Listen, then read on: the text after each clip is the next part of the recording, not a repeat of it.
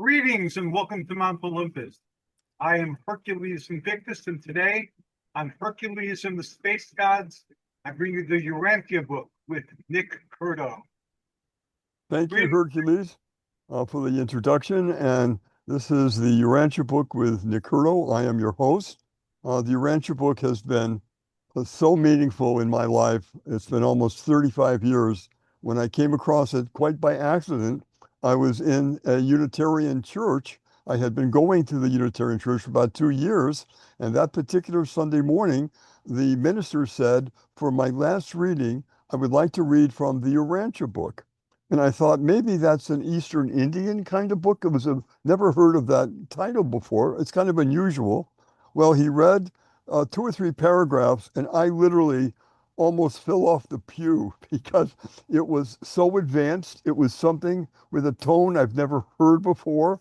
It was beautifully written, and I was incredibly impressed. And I said to myself, I got to find out what this book is about. The people in the church then left, and I had to stay there for about 15 minutes because I literally had to contemplate what I had heard from the minister reading about the URANTIA book. It was amazing. So I, of course, found people in New York City where I live that had a study group and joined them. I was there for many years, and it is one of the high points of my life to have the URANTIA book in my life right now. My guests, I have two guests tonight. We're going to go with the first one, which is Taylor. Taylor, welcome to this program. What's up, y'all? I'm Taylor. How's it going? I do a YouTube show with my co-host Deadrick called Planetary HQ, and both of us have been studying a lot of different texts for a long time, and the Urantia book is the highest one on our list of contact cases. Um, yeah, there's a lot going on. I'd love to get into it tonight, and thanks for having us on the show. Well, I'd like to ask you both. You first, tell me, how did you come across the URANTIA book in your life? Yeah, so when I was 17, 18 years old, I was listening to a podcast about UFOs. These two Australian guys, Mysterious Universe is what it's called. And that was really changing my worldview. My entire concept by then of the universe was really framed within just the Christian perspective of the universe and the purpose of Earth and why we're living here. Um, but when I got into the UFO subject, there was a whole nother set of questions that sort of arose in my mind, of course. And during that process, I started reading a lot of contact cases. And I specifically gravitated towards the ones where the beings had explanations of the universe. Sometimes this was a channel text. Sometimes it was, the being took them to their planet and they had a dialogue and they came back. And so I was interested in these books immediately because of my spiritual background. I wanted to know, what do the aliens believe about the universe?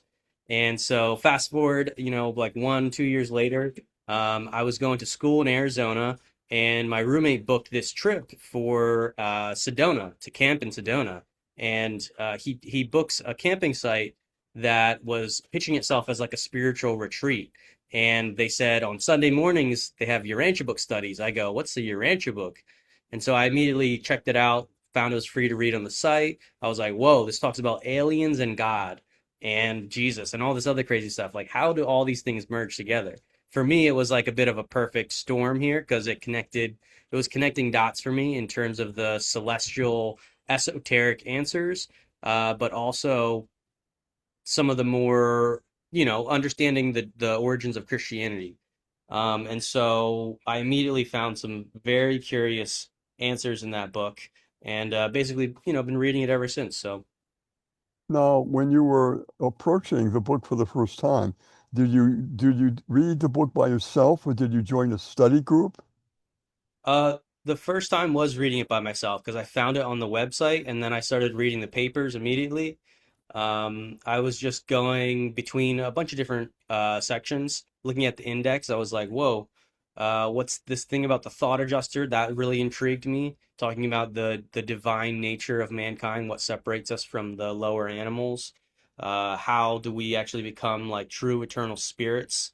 I was very interested in the nature of the afterlife, um, sort of I guess, the exact steps of the afterlife was another, area of research that I was interested in because I didn't think it was as simple as, just going to heaven and we're just worshiping and in la la ethereal land. The universe is so big. Um, so yeah, my first time was reading it by myself, and that was a trip. Good man. I know that when I first came across it, I went to the table of contents and I chose, I think, 4 or 5 areas that really intrigued me the most. And I thought, let me see what the Urantia book says about those particular areas. And after reading them, I went, I got to read the book. There's no way out of, oh my God, this is just unbelievable. The answers I'm getting, and also the depth, the amazing amounts of material per question was amazing to me. So it had me. I had to do it. I remember I had canceled my weekend plans because I really wanted to just read this book. That's how it was like. I tell people it's like Oh, potato chips. Once yeah. you get one potato chip, you're in for the bag, you know. When the aliens talk, you got to sit down and listen. It's the most interesting. It's probably one of the most interesting pieces of material that can come to the planet when it's like allegedly, a non-human being, narrating to you their perspective on the universe, and that's exactly how those 196 papers are written. I noticed it stood out a lot from other channeling cases. I had already read a decent amount of the Law of One before I found, the Urantia contact, and I noticed that the presentation style in that book, The Law of One, was much different than the Urantia book. It relied entirely on Q&A, and the answers didn't really go beyond what the question specifically asked. And that was the sort of the way that they operated that contact. But what's unique about the Urantia contact is that there was a Q&A in the way that the papers were presented because we had this origin story of the sleeping subject. For those who don't know, is this guy, there in like 1911 to 1915. He's talking in his sleep. It's coherent speech, and his wife is like, "What's going on? Like, why are you talking like this?" And he doesn't remember anything when he wakes up. And so they get a sleep psychologist involved. This guy is Dr. Sadler. He ends up finding this to be very intriguing and begins Q&Aing with this dialogue while this guy's asleep.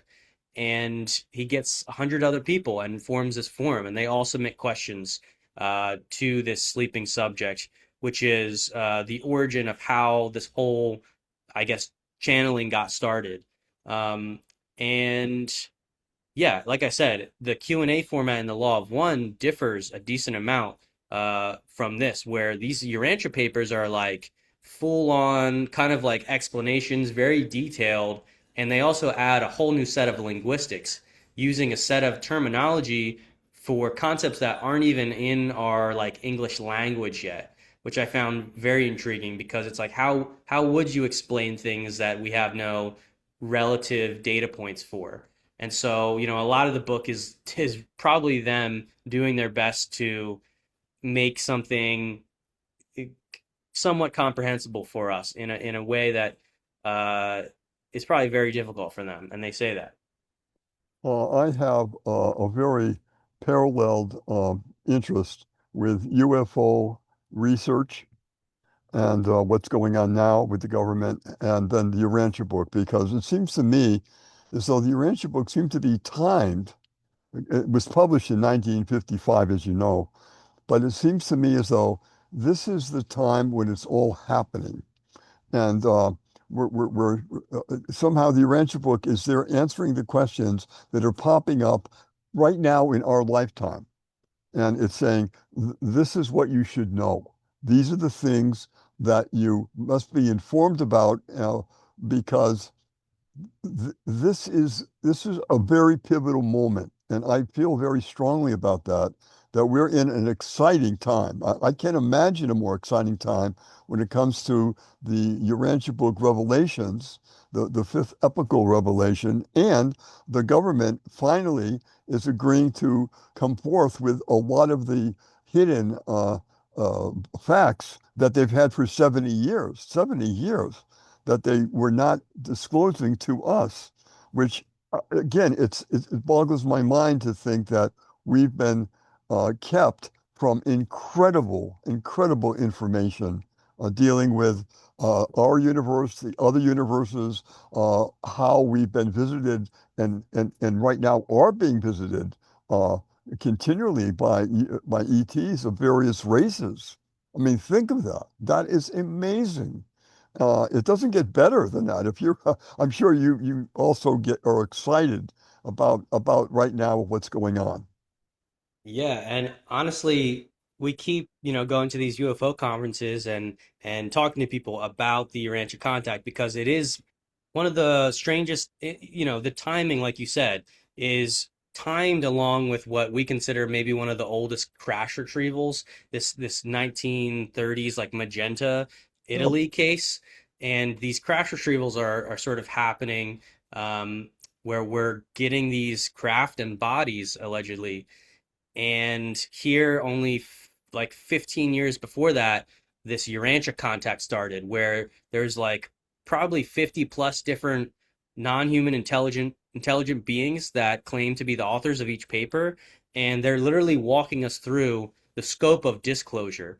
And I find that really intriguing that the book's timing would come at that point. And you know, the I guess one of the things we say is that we're past the question of do aliens exist. Personally, for the way that we go on our channel, we're in our minds are living in a post-disclosure society.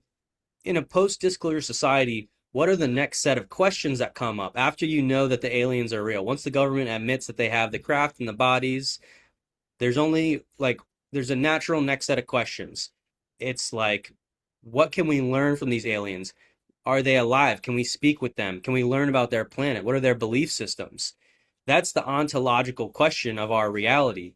If it gets revealed that there are civilizations that actually look like us, the Pleiadians are the classic example, the Nordics, that's going to baffle, science, religion, everything alike. They're going to be like, did we come from them or did they come from us?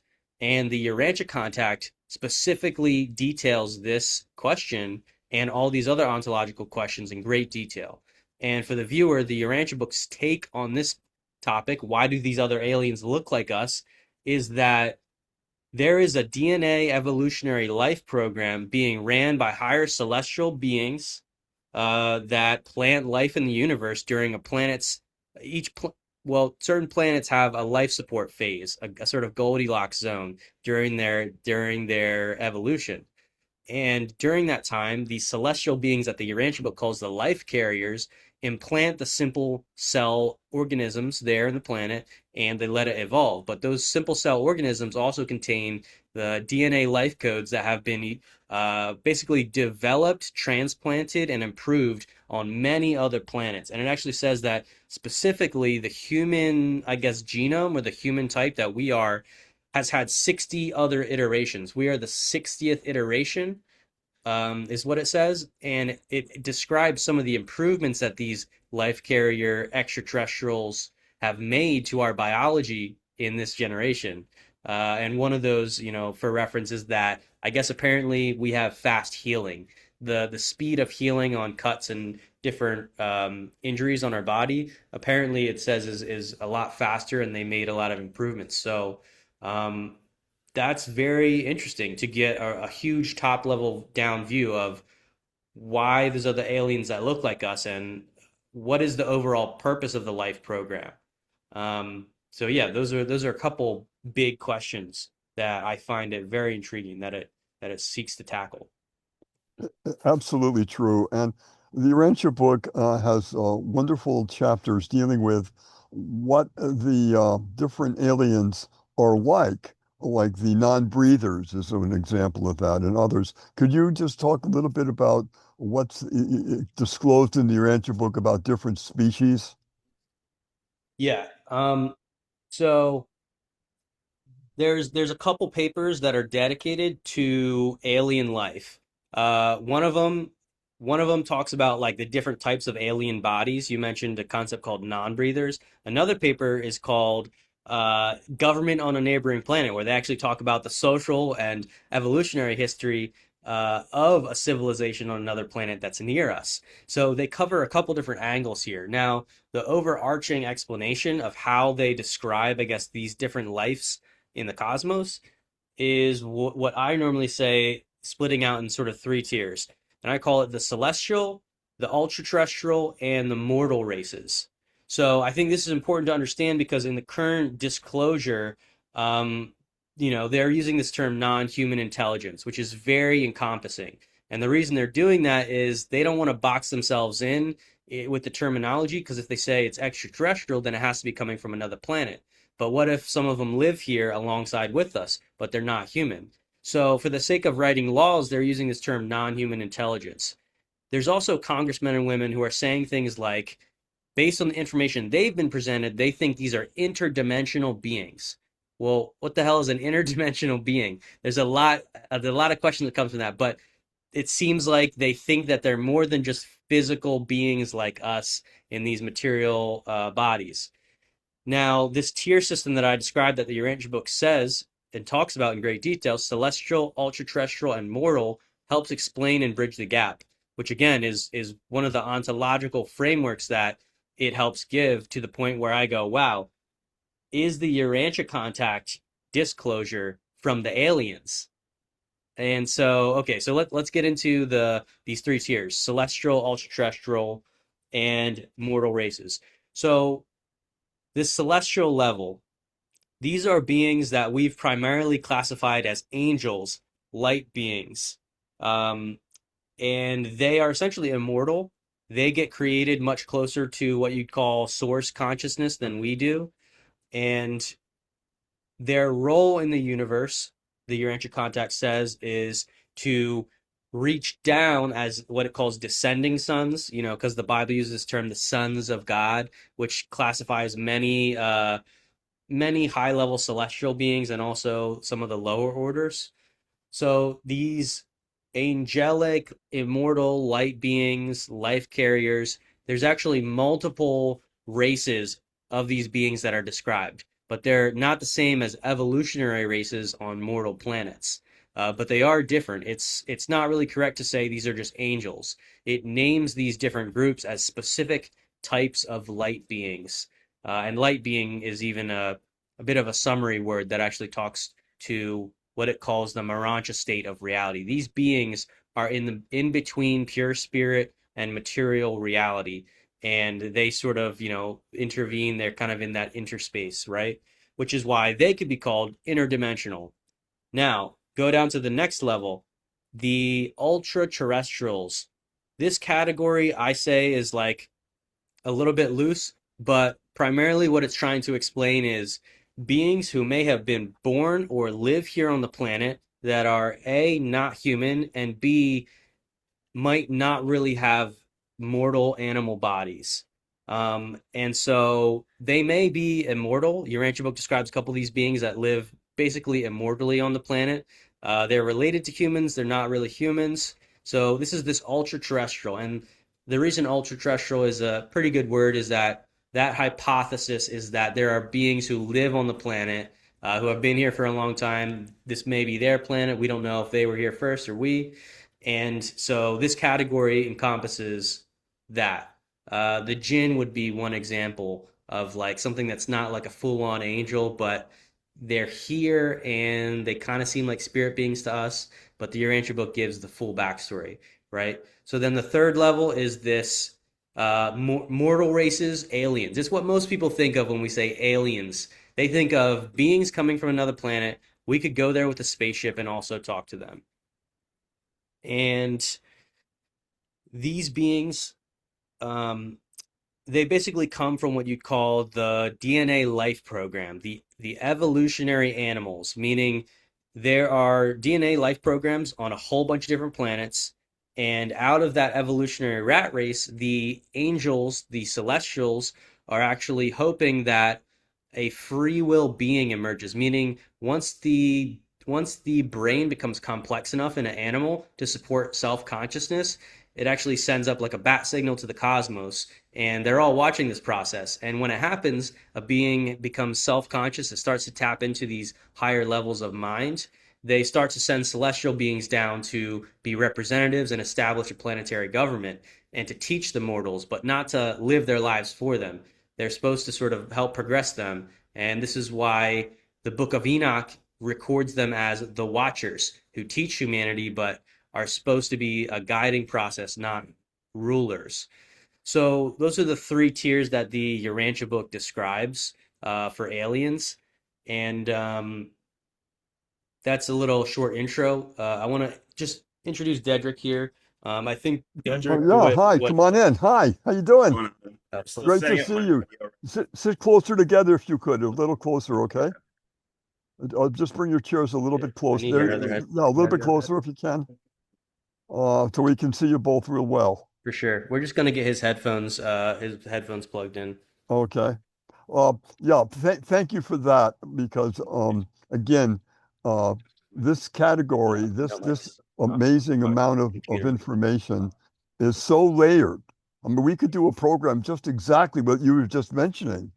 Oh Uh, yeah.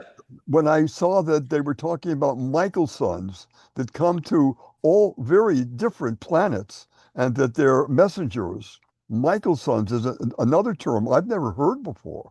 And Jesus is categorized as one of the Michael sons. That was amazing to me. Now, okay, so hi again. Glad you could join us. Now, if you will, tell us, if you will, because you have an unusual name, if you'd say your name and then spell it slowly so my viewers can know who you are. Yeah, my name is Deadrick Baker. Like Rick is dead. That's exactly how it's spelled.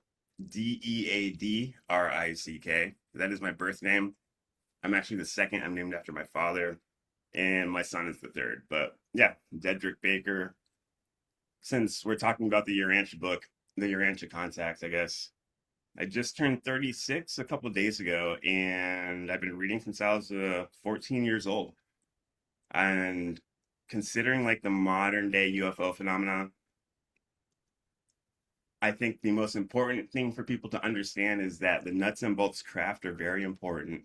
Where these beings are coming from is very important. All the different contact cases are extremely intriguing, but what's really gonna flip people off, what's really gonna blow people's brains out is the fact that these nuts and bolts craft that are visiting our planet from billions of light years away are actually intimately connected with like Jesus Christ and the different religions throughout human history. So I think that we have a lot on our table. The excitement of beings visiting us, and then also understanding that, oh my God, these beings are connected with Jesus Christ. And the Urantia book goes on to say that his name is Michael. That was his name before incarnation, and that he is in charge of the entire Galactic Federation. We talk about this on our channel a lot. Like Jesus Christ came down and talked about the kingdom of heaven. The kingdom of heaven, I like to say, is another term for the universal government or the Galactic Federation. Because back in the day, they didn't have the term government, they said kingdom. Back in the day, they didn't have the term universe, they called the universe the heavens. So, kingdom of heaven literally is the universal government. And that's Gotcha. what Jesus Christ came to represent. And once you can start painting or connecting those dots, like, oh my God, the gray aliens and the insectoids that are visiting Earth are visiting within Jesus's administration, then I think the cinema gets a lot more juicy, right? Yeah. It gives such a different perspective. It Yeah. widens your view. It widens everything you heard and read about, and really starts connecting the dots more than any other book I've ever came across. Now, I want to ask you, because I had asked Taylor, how did you come across the Urantia book in your own life? What happened? Who gave it to you, or how did you find it? Well, someone kind of gave it to me. It was more like a happenstance, I guess you could say, a shelf elf moment. I I found it when I was 14, and I kind of started my spiritual journey around like 11 or 12. My parents had a lot of like ancient Greek philosophy on their coffee table and like ancient Egyptian just books. So I flipped through them when I was young, and I was like, "Oh wow, this is stuff I really want to learn about." I was going to church every Sunday. My father was bringing me to church, and he was a Marine, so he was bringing us to like the 7 a.m. mass, and it was killing me. I couldn't do it. I wake up every morning so tired as a kid, and I'd be like, this is not what God wants me to do. Like, God isn't real because I'm tired in the morning. That's when I stopped believing in God, just because I was so tired, and there's no way God would want me to wake up early in the morning. Okay. I started renouncing my religion, and I started reading Sumerian, Egyptian, because I figured the guys who were closest to the beginning of time, they must have seen the real events that, I guess, conducted creation. So they would have written it down and they would have the most precise testimony. So I started reading the Kabbalah, all the ancient texts, esotericism, New Age, literally everything. And I've Did like, you start the Urantia book reading it by yourself, or did you find a study group to go to? How did that work? it's just me and my friends in high school. We're reading all the different spiritual books. Every day we'd come home. We'd like to go visit these used spiritual book libraries and get them for like 50 cents and bring them home. But look what I found.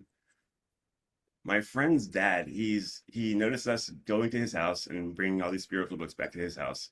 And one day he brought back a box full of used spiritual books. And he said that all of the libraries, they were giving away their stock that they couldn't sell, like books with ripped covers and stuff like that. So I guess they gave him all their free books. He brought them home, and after school, we went to his house, and he's like, "Hey guys, check out these books I gave you." So I reached my hand in, and the first book I grab is a tattered version of the Urantia book. The front page is ripped off, and it's looked like it's been read about a million times, but the back cover was still there, and I read the back cover, and I was like, "Oh my gosh!" It says like evolution is not an accident. Well, me There's too. Me time and too. I was space, blown like away. I mean, architecture the behind moment it. I And I was got like, wind of this book, I, "Oh I wow." was just saying to Taylor, I was blown away. I found it in a Unitarian church. I don't know if you heard that part of the program. Yes, yes. And I spent 20 minutes alone in the pew of that church thinking, what the heck was that? It was like being hit with a spiritual truck. Yeah. It was like that bad. I mean, that wonderful. And then I had to go look and find out who in the New York area, because I live in Manhattan, would have a study group, and I found one right away. And they right still 35 years maybe, my dearest friends, my absolute dearest friends. I'm a member of the Urantia Society of Greater New York, and we have meetings every couple of months. We have a worship service, and that's another thing that was so interesting, that uh, it's the people who go to the meetings, and a month before, someone is asked to be a person that will lead the worship service. So they can pick the music if they want music, or if they want to do candles, or if they want to serve wine or something, if they want to read particular areas of the Urantia book on some kind of a theme. And everyone is so different that the worship services are always so amazing, because they're unique every single time we've done one. So it's not like we have like a priest or someone like that that leads. It's the people who follow the book. We're the ones who present the service, the worship service. And after that, we have about an hour of a program. Someone is in charge of giving a program to all the members of the society. And I highly recommend that people, if they're interested in the book, find a study group, and also if there's a society near you, join it, because it's just been an amazing ride all these years, and I wouldn't trade it for anything. So now let me ask you this too. In the book, I kind of can imagine what attracted you, but did you go like certain chapters first of what you thought? How do they talk about this particular area? Did you jump around? I did that, or did you start from page one and go through it? How did that happen? No, I did not go from page one and go all the way through it. I honestly don't really recommend that to people. I think that it's extremely brutal to do that. It does separate, excuse my language, the men from the boys, the wheat from the chaff. No, I'm just kidding. But I do challenge myself. And I remember the first time I did challenge myself to read it from front to back, sequentially, cover to cover. And it was so hard and grueling, and I wanted to give up. I actually did like give up for 6 months, and then I brought it back. And then after I finished it for the first time, I was like, I'm going to do it again. And that's been a challenge of mine for my entire life. I've read it sequentially, cover to cover, over 20 times now. So I'm kind of crazy. Like the second I finish it, I'll just start it again. I haven't read it, I don't think in about a year and a half or so, but um, when I was reading it, I started at paper 62, the first human family, when they're talking about the Don mammals and how it explains that we actually evolved from lemurs, not monkeys. And I was like, whoa. Um, it names like the exact amount of years that humans, Homo sapien, has been on planet Earth, and it's like 9,900 something thousand years. And you're like, when I first read that, I was like, there's no way a human being knows this. This information must be coming from a celestial source. And that was right when my mind was starting to realize, oh my gosh, this information is not from humans. This information is from a celestial source. So I'm reading that paper and it's explaining to me, yeah, okay, humans evolved from lemurs, da da da. And it's talking about the evolution as if someone was there watching it, like an anthropologist. And I was like, there's no human beings there because this is pre-human. So it has to be some type of UFO floating above this. And I started to build that like mental image, like, oh my gosh, this is epic. And when it said that, the first two human beings appeared from the evolutionary struggle, da da da da da, from the lemurs and the mid mammals and whatever. It stopped and it like broke the fourth wall, and it took a pause, and it says that all of a sudden we heard the voice of our sovereign Lucifer come over a mental circuit that was newly established. And when I read that, I was like, whoa, like my entire body vibrated, and like I was raised Catholic, so I knew about the war in heaven. I already knew about like, the evolutionary concepts or the basic concepts of Christianity. But when I read that part, it stung, and I was like, whoa. I could see the intergalactic scale they were talking about. I could see Lucifer sending a message and like honoring the life carriers who established this life pattern. And I was like, whoa, I could start to get a glimpse of the inner workings of the divine councils. And and then it says that Lucifer exclaims, or he pretty much says that the way that you're receiving this message, it's because a newly established mind circuit happened at the exact same time that the first two human beings had their first thought. So when the first two human beings evolved and had our first thought, it created a cosmic circuit that allowed like high celestial beings to communicate. And I was just like, all right, nobody else did it this good. I've seen Marvel, I've seen Star Trek, I've seen Batman, and this one Welcome sold to the me. club. Yeah, Welcome to better the than club. all of Yep. them. Yeah, Reality no, is even better than absolutely. all of those movies. So yeah, It that's what just really connects. got me It's hooked. connecting so many different things that we all, the three of us, love. And we read them and we look for that kind of material. And to have the Urantia book in our lives right now, and then have the disclosure, hopefully major disclosure coming from the government.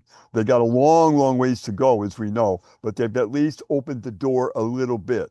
I think it's going to take a lot more pressure from the public to make that door go a lot wider, because what they've got is incredible, as you guys know. And we, Yes. we really have, we deserve that kind of knowledge. We just do. And the Urantia book is here to, I think, supporting as we discover what's really out there. And it's exciting. It's an amazing time to be alive. Now, I've seen you both do wonderful outreach when you have lectures. I saw one recently at the New Life Expo in Manhattan. Wonderful work, guys. You did a That great was job. awesome. It's awesome seeing you there.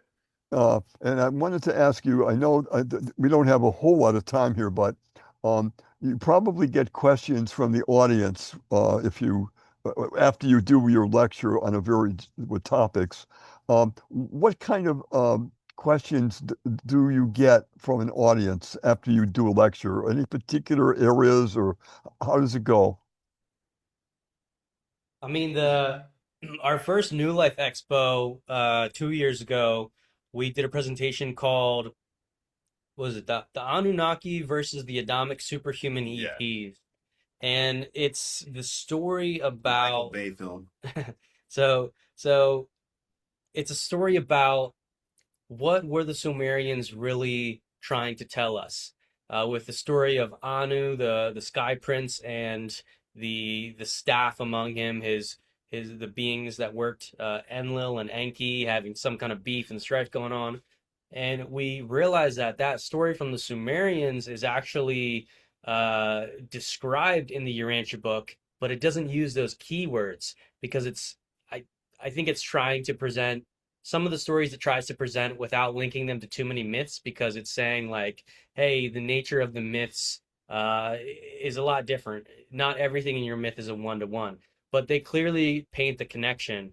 And the connection is that, uh, like I said earlier, when the first humans sort of become self-aware on the planet and the Celestials begin to ramp up the contact, eventually they send down actual incarnated beings who basically create avatar bodies from the human DNA, but they live immortally among us, and they create like basically a city, a garden city, and they bring the surrounding, yeah, they bring the surrounding tribes to this city, and they begin to teach them about agriculture, the sciences, spirituality. Their goal is to create both a successful material and spiritual civilization that can last for thousands and thousands of years and be an unbroken line.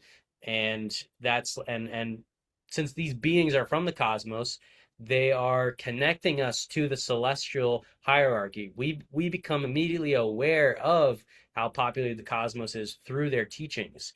And this is the original intent of the of Anu and the Anunnaki, the staff.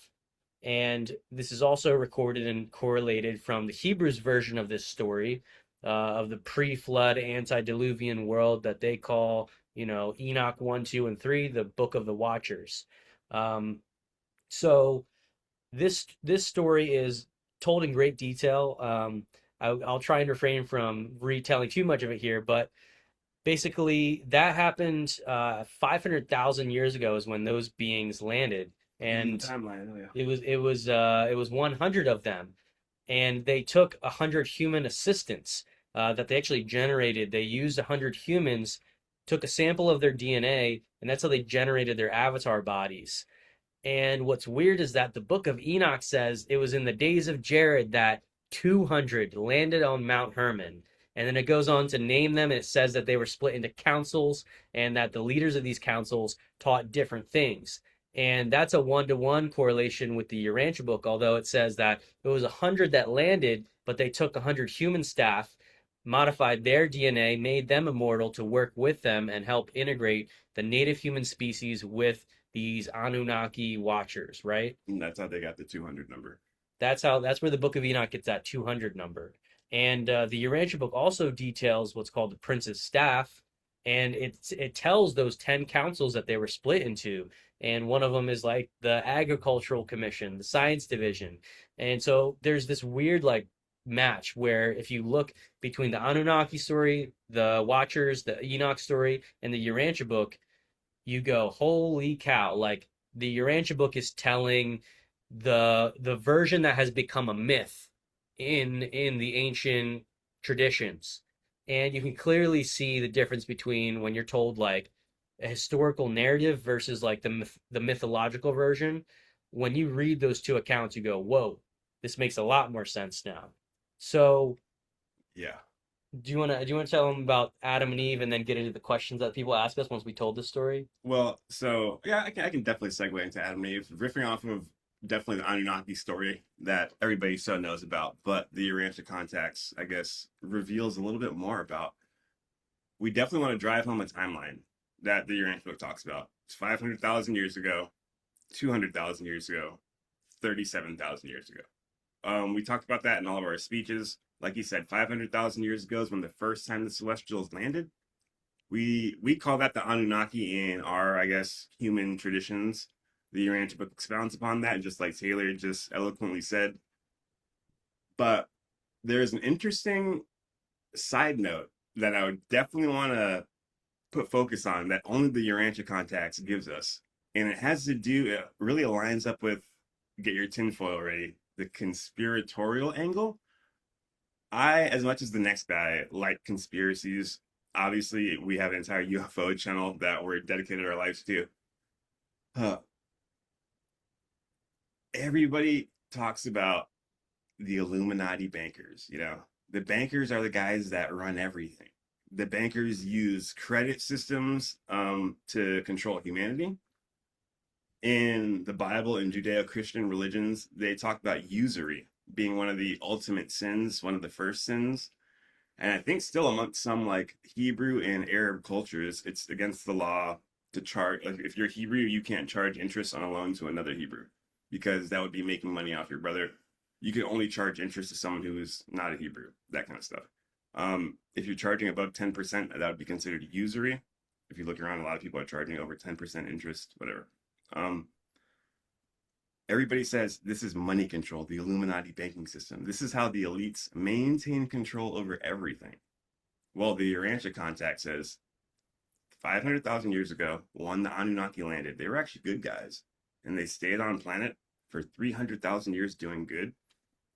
Unfortunately, Lucifer, a high being who was in charge of a greater sector of the cosmos, he landed on our planet 200,000 years ago and convinced the Anunnaki, hey, join my side of the universe government. I'm going to make a better government than God's. Trust me.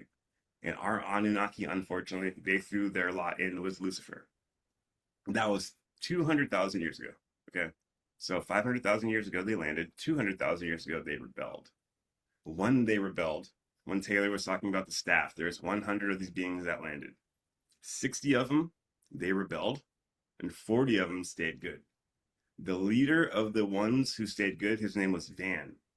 He set a headquarters around Lake Van today. If you go underneath Lake Van, you'll find some of the earliest depictions of the flower of life.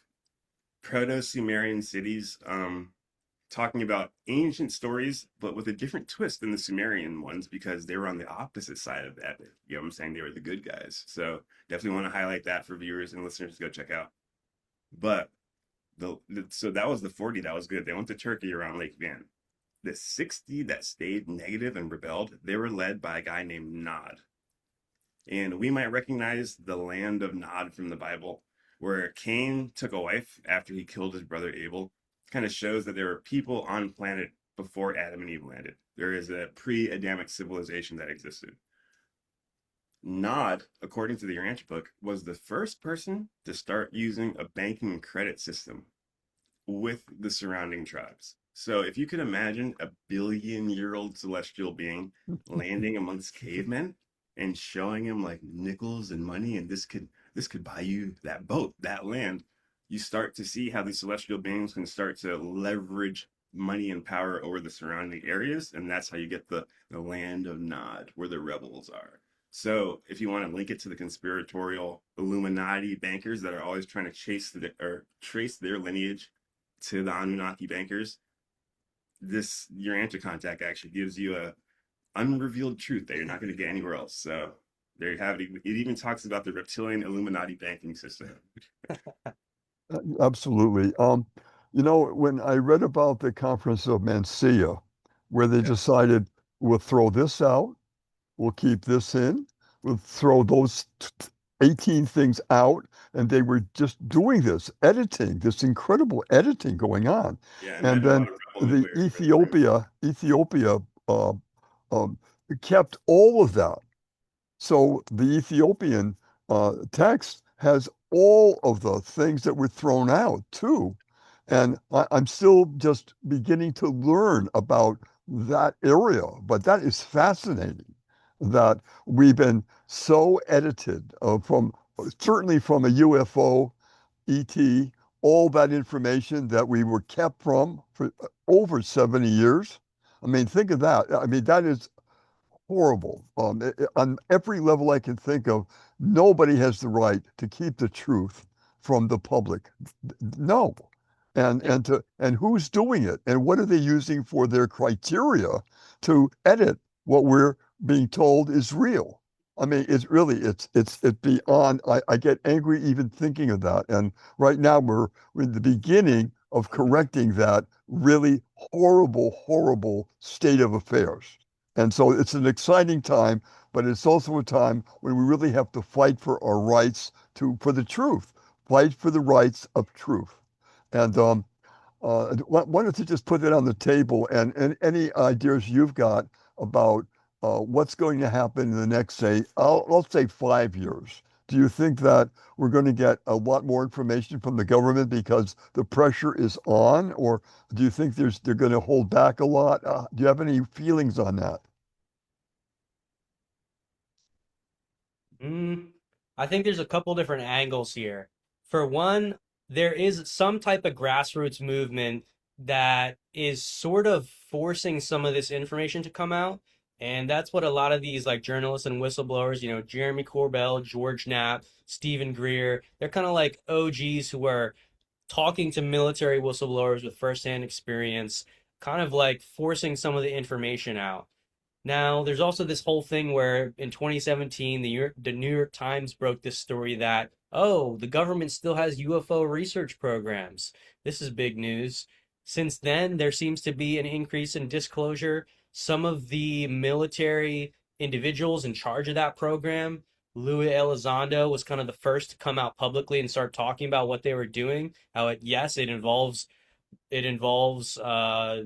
UFO craft. He goes on later to say in Congress in a hearing that he was actually told about these UAP crash retrieval programs and that it does involve aliens and it really does go that far. Now, they're still under all these NDAs and all this crazy stuff. You put them in front of Congress and it's like they're saying something, but they're also saying nothing.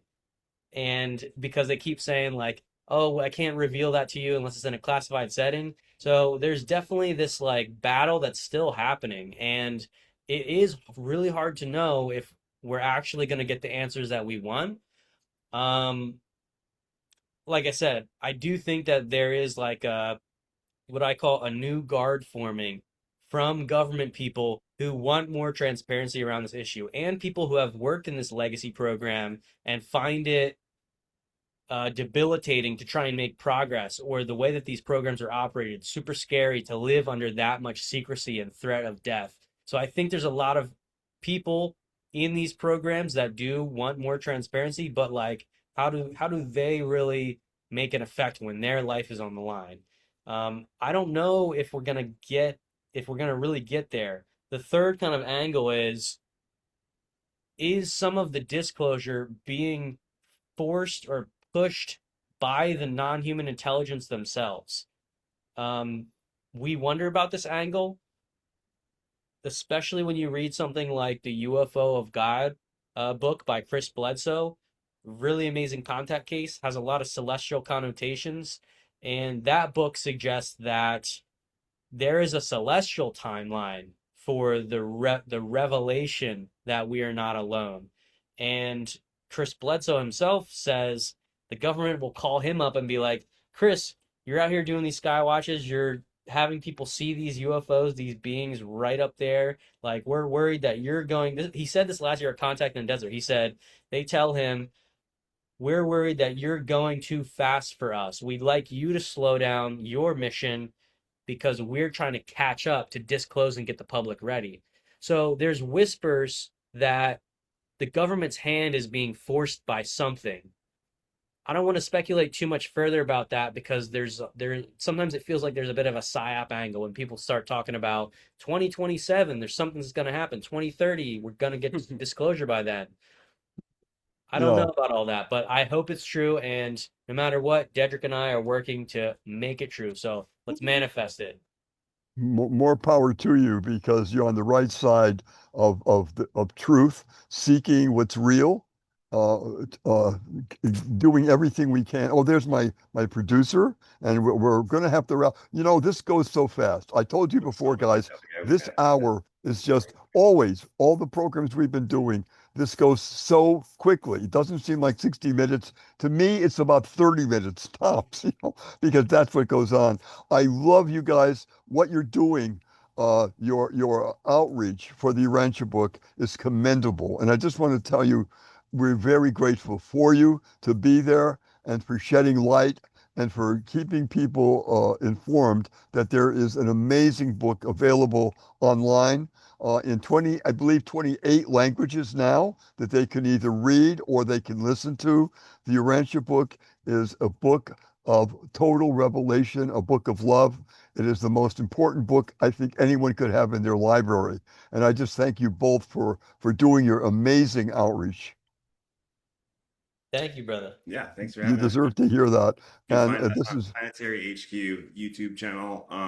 We're on all Spotify, Apple Podcasts, planetary-hq.com. We got a lot of merch. If you want to go support the cause, you can go buy yourself a shirt and look good while doing it.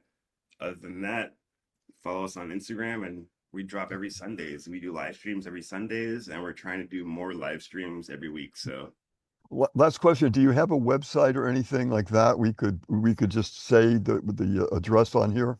yeah, planetaryhq.com. That's planetary-hq.com. Okay, thank you very much. Gentlemen, a pleasure. Want to have you back, absolutely. And also I have, as you know, Disclosure Network, which is another podcast I do every month. And I want you on that from the point of view of disclosure. We just talk about that particularly. Awesome. Which is, again, it's all part of the URANTIA book, disclosure. It's all happening at the same time. What an exciting time to be alive. This is Nick Curio for the URANTIA book. Take a look at this incredible book,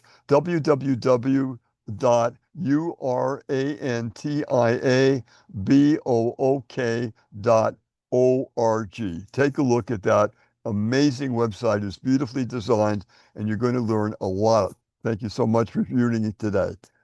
We're all set. Brother Nick, nice seeing you. Peace. Planetary HQ. You're muted, brother. We can't hear you, Hercules. You got to unmute. Got to unmute Hercules. Hercules. I have the power. Oh, that's not Hercules. You got to unmute Hercules. still can't You're hear not you, bro. unmuted, unfortunately. And we want to hear your. There you go. There you go. Okay, thank you for a thoughtful and Sorry, informative program. I texted That's you. on your agenda. Wait, sorry, what's that? Thank you for a thoughtful and informative program. I wish you success in all your endeavors. Take care. Appreciate it. Oh yeah, well, we're Much taking love the to URANTIA everyone, book all the way to Joe everywhere. Rogan. You'll see Much us love there. to Mark everyone, our everywhere. words. And I mean everywhere, everywhere. Yeah, Take we good need care, that. everybody. Thanks, guys.